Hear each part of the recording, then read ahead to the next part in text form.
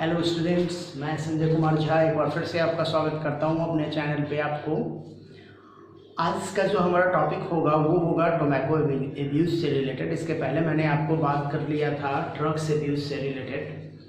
आज उसी सेक्शन का एक टॉपिक हम लोग आगे लेकर चल रहे हैं, दैट इज़ टोबैको एब्यूज़। देखो, टोबैको जनरल लाइफ में आप देखोगे तो बहुत ही ज़्यादा यूज़ में आता है। हमारे अगल बगल में अगर आप चेक करोगे तो आप पाओगे कि बहुत सारे लोग टोबैको को यूज़ करते हैं बाय डिफरेंट मीन्स, है ना। मतलब वो एज ए सिगरेट के रूप में, सिगार के रूप में, बीड़ी के रूप में, टोबैको च्यूइंग के रूप में, अलग अलग मोड है इसका यूज़ करने का और इसका हार्मफुल इफेक्ट भी है। ये एक काइंड ऑफ एडिक्शन है, अ टाइप ऑफ एडिक्शन है जो हमारे हेल्थ एंड डिजीज़ को अल्टर करता है। तो आज हम लोग इसी मुद्दे पे बात करने जा रहे हैं आपसे, और ये हमारे जनरल लाइफ में तो इसका इम्पोर्टेंस है ही है, साथ ही साथ इसका इम्पोर्टेंस है किस सेक्टर में, तो आपको मेडिकल्स वगैरह में, नीट वगैरह में इससे रिलेटेड कुछ इम्पोर्टेंट इन्फॉर्मेशंस कभी कभी पूछे जाते हैं। और बाद में अगर आप मान लो आप मेडिकल सेक्टर में आते हो तो ऑटोमेटिकली इसका बहुत ज़्यादा यूज़ होने जा रहा है आपके लिए। तो हम लोग इसी चीज़ को अपने स्टैंडर्ड के हिसाब से समझने की कोशिश करेंगे, आपके सिलेबस के हिसाब से समझने की कोशिश करेंगे। ओके, तो चलिए शुरू करते हैं हम लोग टोबैको के बारे में। तो सबसे पहला इम्पॉर्टेंट बात यह है कि टोबैको जो होता है उसका सोर्स क्या है, इसका सोर्स प्लांट क्या है। देखो, प्लांट ही इसका सोर्स है ना। टोबैको प्लांट जिसको बोलते हैं, जिसका नाम क्या है, निकोटियाना टबैकम। क्या बोलते हैं उसको हम लोग, Nicotiana tabacum. This is the scientific name, this is the botanical name of tobacco plant. Nicotiana actually में इसके अंदर जो कंस्टिट्यूएंट्स होते हैं, इसके अंदर जो केमिकल पाया जाता है दैट इज निकोटीन, उसी की वजह से इसका नाम निकोटियाना पड़ा है। एक और वैरायटी है इसकी, that is called nicotiana rustica. Nicotiana rustica, ये दोनों प्लांट यूज किया जाता है for the means of various purpose in tobacco abuse. Tobacco abuse के रूप में इसका यूज होता है। ओके, तो what are the various mode by which we can take tobacco. Tobacco को किस तरह से लिया जाता है हमारे समाज में, तो अलग अलग मोड है। जैसे मान लो स्मोकिंग है, च्यूइंग है, स्नफिंग है। मोड ऑफ इनटेक अगर हम लोग कहें तो स्मोकिंग हो गया, च्यूइंग हो गया, स्नफिंग भी होता है। हालांकि स्नफिंग बहुत कम देखा गया है, but these are the major. ये दोनों जो है वो मेजर है, स्मोकिंग और च्यूइंग। ओके, तो हम लोग अब देखने जा रहे हैं कि अच्छा, एक चीज़ और मैं बता दूँ, स्मोकिंग के रूप में जैसे फिर क्या हो जाएगा, जैसे सिगरेट हो गया, सिगार हो गया, हुक्का हो गया, पाइप्स हो गया, ये सब के फॉर्म में टोबैको लिया जाता है। च्यूइंग में क्या होता है कि इसके लीव्स का जो डस्ट होता है उस पार्ट को बेसिकली लोग मतलब माउथ के अंदर रखते हैं with some amount of calcium hydroxide, है ना, जिसको हम लोग चूना बोलते हैं, उसके साथ माउथ के अंदर रखते हैं फॉर डिसोल्यूशन, है ना। वो धीरे धीरे उसका जो ये है इंग्रेडिएंट्स है वो बॉडी के अंदर जाता है और कह सकते हैं आप यूफोरिया वगैरह इस टाइप का इफेक्ट शो आउट करता है, एडिक्शन शो आउट करता है। ओके, तो ये अलग अलग मोड है इनटेकिंग का। अब हम लोग बात कर रहे हैं, सबसे पहले हम लोग बात करेंगे स्मोकिंग का, कि स्मोकिंग का क्या इल इफेक्ट है हमारे जनरल लाइफ में। अब देखो, जब आप टोबैको स्मोकिंग करते हो, tobacco smoking in the term of bidi, cigarette, cigar जो भी है ना, जब आप टोबैको स्मोकिंग करते हो तो टोबैको स्मोकिंग के वजह से आपके बॉडी में कुछ स्पेशल टाइप के इंग्रेडिएंट्स जो होते हैं वो इंटर करते हैं। जो पेशेंट होता है ना, जो पर्सन होता है, उसके बॉडी में कुछ स्पेशल टाइप के इंग्रेडिएंट्स इंटर करते हैं। जैसे वो क्या होता है भाई, सबसे पहला इंपॉर्टेंट बात है कार्बन मोनोऑक्साइड। काफ़ी हार्मफुल माना जाता है ये कार्बन मोनोऑक्साइड्स। आपको पता होगा, आपने पढ़ा होगा कि कार्बन मोनोऑक्साइड हमारे हेमोग्लोबिन के साथ मिल करके बनाता है क्या, with haemoglobin it forms carboxy haemoglobin, है ना। और ये कार्बोक्सी हेमोग्लोबिन जो होता है ना, वो आपकी बॉडी में ऑक्सीजन के कैरिंग कैपेसिटी को कम कर देता है, reduce carrying capacity of haemoglobin for oxygen. ये ऑक्सीजन के ट्रांसमिशन को आपके बॉडी में कम कर देता है, तो कहीं ना कहीं आपके बॉडी का इफेक्ट डालता है। ऐसे कार्बन मोनोऑक्साइड पॉइजनिंग भी होता है। बहुत ज़्यादा कार्बन मोनोऑक्साइड अगर कोई पर्सन इनहेल कर लेता है तो उसकी वजह से, वो सफोकेशन की वजह से वो डेथ कर सकता है, ऐसा भी देखा गया है। ओके, तो पहला इफेक्ट इसका है कार्बन मोनोऑक्साइड पॉइजनिंग। नेक्स्ट अगर हम लोग देखते हैं, दैट इज कॉल्ड नाइट्रोसोएमाइन। क्या होता है, नाइट्रोसोएमाइन। देखो नाइट्रोसोएमाइन हो गया, हाइड्राजाइन हो गया, टार हो गया, है ना। नाइट्रोसोएमाइन हो गया, हाइड्राजाइन हो गया, टार हो गया, विनाइल क्लोराइड हो गया, विनाइल क्लोराइड, ये सब भी ईटीसी में कर देता हूँ। अनबर्न्ड मैं हाइड्रोकार्बन्स कर देता हूँ, अनबर्न्ड हाइड्रोकार्बन्स, है ना। तो अनबर्न्ड हाइड्रोकार्बन्स, ये सारे जो आप देख रहे हो, दिस ऑल आर कार्सिनोजेनिक। ये सब के सब क्या होते हैं, कार्सिनोजेनिक होते हैं, मतलब कैंसर काउजिंग एजेंट माने जाते हैं। दिस ऑल आर कार्सिनोजेनिक, है ना, ये सब कार्सिनोजेनिक है। तो आप समझ सकते हो कि जब आप स्मोकिंग करते हो तो ये सारे इंग्रेडिएंट्स जो होते हैं आपके बॉडी के अंदर डायरेक्टली और इनडायरेक्टली पास आउट करते हैं, और इसके पासिंग की वजह से क्या होता है, आपके अंदर इन सारे चीज़ों का, कार्सिनोजेनिक वजह से क्या होता है कि आपके बॉडी के अंदर कैंसर का होने का जो चांसेस है वो बढ़ जाता है। जनरली ऐसा बोला जाता है कि जो अल्कोहल कहते हैं, ये स्मोकर्स होते हैं या टोबैको यूजर्स होते हैं, उनमें ये चांसेस, मतलब चांस ऑफ कैंसर जो होता है ना उनमें, ये लगभग 10 to 25% हाई होता है। लगभग 10 से 25% हाई संभावना है उनमें कैंसर होने की, due to this all carcinogenic factors. तो कार्सिनोजेनिक फैक्टर्स की वजह से होता है। नेक्स्ट और एक बहुत इंपॉर्टेंट इंग्रेडिएंट्स है, दैट इज निकोटीन। एक और इंग्रेडिएंट्स इसका है टोबैको स्मोकिंग में, दैट इज निकोटीन। अब देखो ये निकोटीन जो होता है ना, इसी की वजह से पर्सन में एडिक्शन काउज होता है। निकोटीन जो होता है ना, यही वो फैक्टर है जो एडिक्शन के लिए रिस्पॉन्सिबल होता है,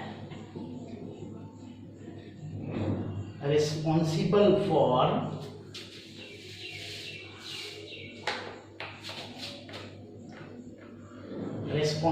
फॉर एडिक्शन, है ना। यही वो फैक्टर है जो एक पर्सन को वापस इसको दोबारा लेने के लिए इनहिबिट कर, मतलब ये प्रोहिबिट करता है, इनहिबिट नहीं करता, प्रोहिबिट करता है, मतलब उनको ऐसा कुछ करने में हेल्प करता है। ओके, अगर हम लोग देखें जनरल वे में, तो निकोटीन का कॉन्सेप्ट क्या है, सो मैं बता दूं आपको। देखिए एक्चुअली में निकोटीन जो होता है ना, वो टोबैको प्लांट के रूट में डेवलप होता है। निकोटीन जो होता है develop in root of tobacco plant but store in leaves. इसीलिए लीव्स का जनरल वे में इसका यूज किया जाता है। निकोटीन जो होता है ना, वो एक्चुअली में रूट में ही बनता है। रूट का ही फॉर्मेशन एरिया, उसका जो ऑरिजिन प्लेस है वो रूट है, लेकिन ये क्या होता है, धीरे धीरे क्या होता है, लीव्स के रीजन में स्टोर होता है। तो देखा जाता है कि ओल्ड लीव्स जो निकोटीन का होता है, मतलब इस प्लांट का निकोटीनिया टबैकम का जो ओल्ड लीव्स होता है, उसमें निकोटीन का अमाउंट बहुत ज़्यादा होता है, और उसी का यूज़ करते हैं एज ए डस्ट के रूप में स्मोकिंग में, और या फिर उसको च्यूइंग पर्पस के लिए या फिर स्नफिंग पर्पस के लिए जनरली लोग यूज़ करते हैं। ओके, तो ये आप समझ गए होंगे कि what are the various ways of taking tobacco और उसके अंदर कौन से इंग्रेडिएंट्स होते हैं जो बेसिकली आपके लिए हार्मफुल है।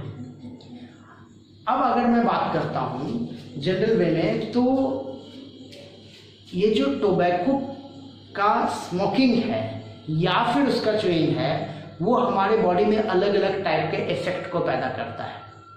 मतलब हम लोग अब देखने जा रहे हैं harmful effect of in taking tobacco by different means, अलग अलग मीन्स से जो हम लोग इसको लेते हैं। ओके, तो हम लोग अब समझने जा रहे हैं harmful effect of taking tobacco by different means.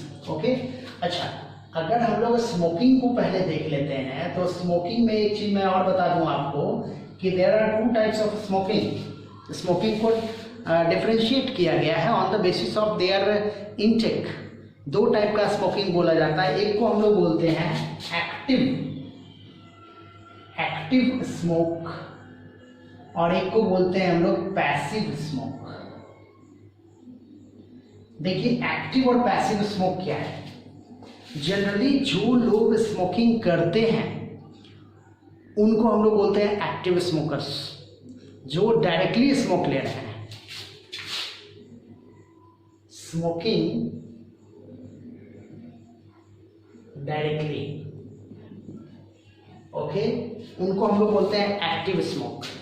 और पैसिव स्मोक क्या होता है, जो उनके सराउंडिंग्स में है। जैसे मान लीजिए पब्लिक प्लेस में कोई स्मोकिंग कर रहा है तो उनके सराउंडिंग्स में जो लोग हैं ना, they are belong to passive smoker and both are affected. चाहे एक्टिव स्मोकर्स जो होते हैं उनमें ये इफेक्ट ज़्यादा होता है, पैसिव स्मोकर्स में ये कंपैरेटिवली कम होता है, लेकिन उनमें भी होता है। ओके, क्योंकि स्मोक के थ्रू वो नेजल सिस्टम में, रेस्पिरेटरी सिस्टम में उसके अंदर जो इंग्रेडिएंट्स होते हैं वो चिपक जाते हैं और वो हार्मफुल इफेक्ट काउज करते हैं। ओके, तो आपको ये बातें देखिए, इसका मतलब क्या है एक्चुअली में मैं ये चीज़ इसलिए बता रहा हूँ आपको कि जनरली जो स्मोकर्स हैं उनको आपको इस बात का अलर्ट करना चाहिए, या पब्लिक प्लेस में स्मोकर्स जो होते हैं उनको ऐसा नहीं करने के लिए प्रेरित करना चाहिए उनको, क्योंकि ऐसा नहीं है कि स्मोकिंग से सिर्फ उसी पर्सन को हार्मफुल इफेक्ट होता है, इवन उसके सराउंडिंग्स में जो लोग रह रहे हैं उनको भी होता है ना। जैसे मान लीजिए कोई पर्सन है जो स्मोकिंग कर रहा है तो उनके बच्चों को, उनके घर में जो लोग अवेलेबल हैं उनको, सारे लोगों को ये इफेक्ट होता है। तो दैट इज कॉल्ड पैसिव, मतलब ये indirectly affect those person who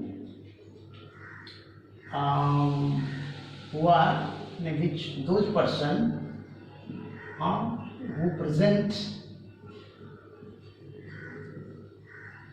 at surrounding region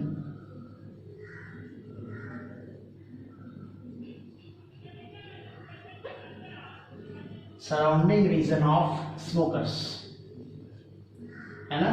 जो स्मोकर्स के सराउंडिंग रीजन में होते हैं ना, वो उनको पैसिव स्मोकिंग बोलते हैं। उनको भी स्मोकिंग का पर्पस है, उनका भी स्मोकिंग हम लोग कर सकते हैं, but that is passive, that is not directly but indirectly.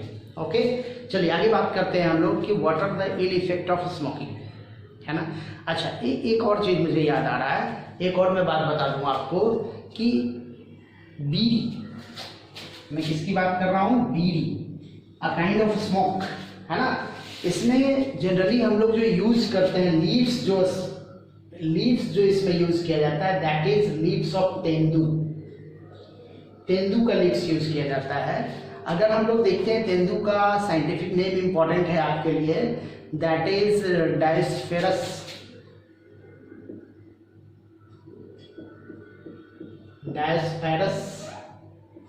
बोलते हैं जनरली।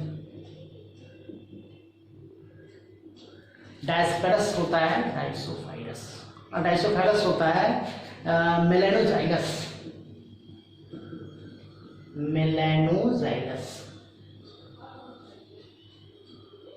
डाइसोफाइरस मेलानोजाइलस। मैं एक बार फिर से लिख देता हूँ,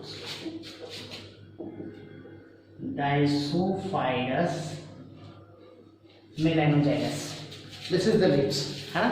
इसी का लीव्स इस्तेमाल किया जाता है बीड़ी में। ओके, चलिए अब हम लोग बात करते हैं इसके हार्मफुल इफेक्ट का। अब देखिए, स्मोकिंग का सबसे पहला हार्मफुल इफेक्ट तो मैंने आपको बताया था कि CO poisoning, carbon monoxide poisoning होता है इसमें। दूसरा इंपॉर्टेंट बात क्या है कि बेसिकली आप कहिएगा कि स्टेन्स डेवलप कर जाता है टीथ और लीफ और ये फिंगर के ऊपर, stain over teeth and fingers, है ना। टीथ और फिंगर के ऊपर स्टेन डेवलप कर जाता है। जनरली आप देखिएगा जो लोग खैनी खाते हैं या गुटखा वगैरह खाते हैं उनके टीथ वगैरह पे स्टेन्स डेवलप कर जाता है ना। तो ये इसमें क्या होता है, वो स्टेन एक्चुअली में कार्सिनोजेनिक फैक्टर होता है उसके अंदर कैंसर काउजिंग फैक्टर होते हैं जो फर्दर लॉन्ग टर्म इफेक्ट में कैंसर भी काउज कर सकते हैं। तो लॉन्ग टर्म इफेक्ट इसका क्या हो जाएगा, कैंसर, है ना। लॉन्ग टर्म इफेक्ट में कैंसर काउज कर सकता है ये। और क्या काउज करेगा, तो स्मोकर कफ बोलते हैं उसको हम लोग, स्मोकर्स कफ, है ना। स्पेशल टाइप का कफिंग प्रॉब्लम होता है जो जनरली स्मोकर्स में ही होते हैं। और क्या कर सकते हैं, एक बहुत इंपॉर्टेंट है इसमें, दैट इज एम्फीसेमा। काफी इंपॉर्टेंट है आपके लिए। देखिए एम्फीसेमा क्या चीज होता है। जनरली ऐसा कहा जाता है कि ये चेन स्मोकर्स में होता है। एम्फीसेमा जो होता है किनके लिए है, चेन स्मोकर्स में। तो जनरली जो चेन स्मोकर्स होते हैं उनका जो लंग्स है उसके अंदर जो ब्रोंकियोलस का एरिया है या एल्वियोली का एरिया जो है ना, उसमें क्रैकिंग हो जाता है और क्रैकिंग होने की वजह से उसका सरफेस एरिया घट जाता है और सरफेस एरिया घटने की वजह से उनको ब्रीदिंग प्रॉब्लम शुरू हो जाता है। एम्फीसेमा में मैंने क्या बताया, मैं यहाँ लिख देता हूँ, ब्रोंकियोलस and alveolar region develop cracks, है ना। ये क्रैक्स डेवलप कर जाता है due to which surface area decreases for diffusion of gases, for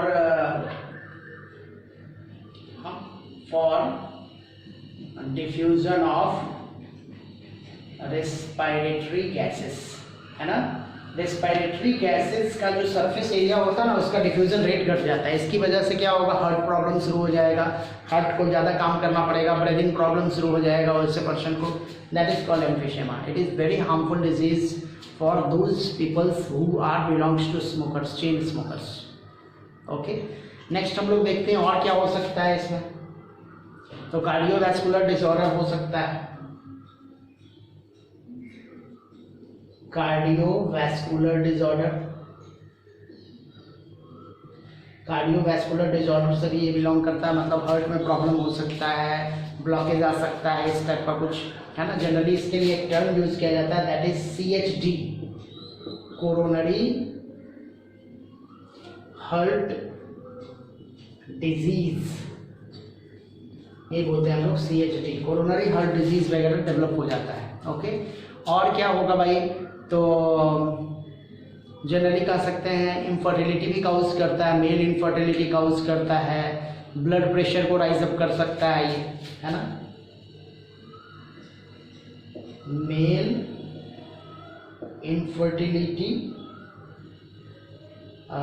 abnormal blood pressure, abnormal BP, तो ये सब वेरियस टाइप के इफेक्ट जो हैं वो डेवलप होते हैं किसकी वजह से, स्मोकिंग से या फिर टोबैको च्यूइंग से। तो इस तरह से आपने समझ लिया होगा इससे रिलेटेड वेरियस इंफॉर्मेशंस जो स्मोकिंग और टोबैको च्यूइंग से रिलेटेड है।